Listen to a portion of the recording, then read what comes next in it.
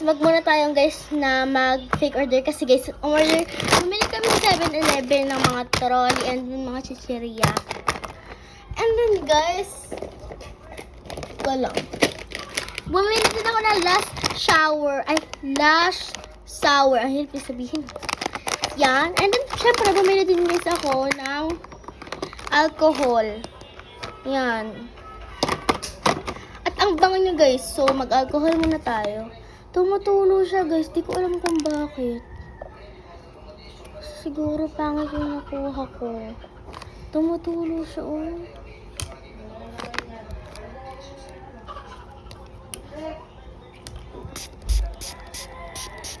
Ang bango niya, para siya pabango. Pero alcohol siya ha. Ito guys, oh, alcohol siya. Alco spray. Higit niya. So, ayun, bibuksan natin itong last sour. So, first is, may ginawa pala guys akong bagong organizer. So, kuha muna tayo guys ng cutter. Magka-cutter pa. Gusto ko yan kasi ano, okay pakialam. Yan. Na-open ko na. So, yan na siya. Ayan, ito yung itsura niya sa loob. Yan. Amayin ko muna. Medyo maasim siya na mabango. Hindi, oh. So, tikwan ko muna kung maasim siya. And then, ihahambing ko sa inyo. Guys, bili niya sa 7-Eleven.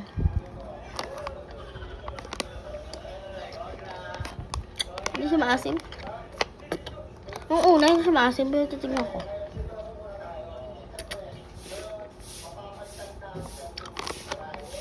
Ay, parang siyang ano. Flavor siya ng ano. Yung hindi mo na ano eh.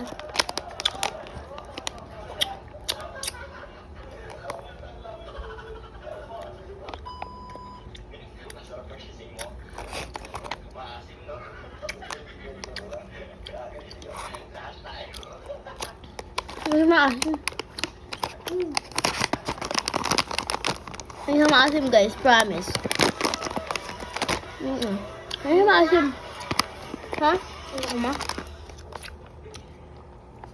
Kasi ma. Gusto daw ng kapatid ko guys. Kaya naman. Guys, okay na niya na. Ngayon pa siya yung chocolate yan guys. Hindi maasim na. Hindi maasim na. Ang pangalan niya, Ang pangalan niya guys is Lush Sour, pero di siya naaasim. Parang kalasa niya yung mint na ano, yellow.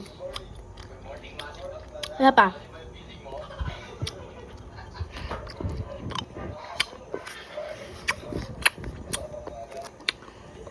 Hindi na ako totoo yan. Naaasim yan guys.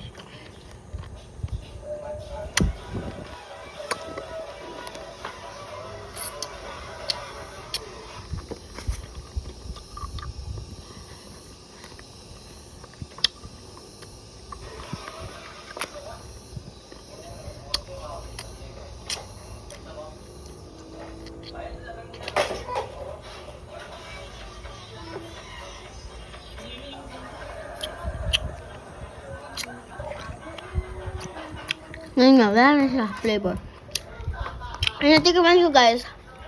Yung una, hindi siya maasim. Matamis talaga siya. Yung malalasama yung mint. Ang panghuli, hindi siya gaano maasim.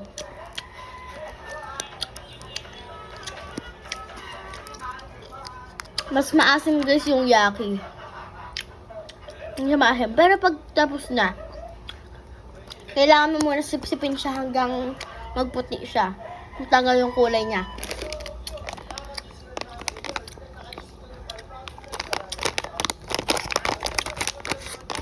Gusto ko nga sana bilhin yung, bumili ako ng ano, nung strawberry. Kaso walang strawberry. Siguro mas gusto nila yun. So, ito na yung binili ko. Nagulat ako, meron sa kanila nun. Ayan guys. So guys, yun lang. Bye!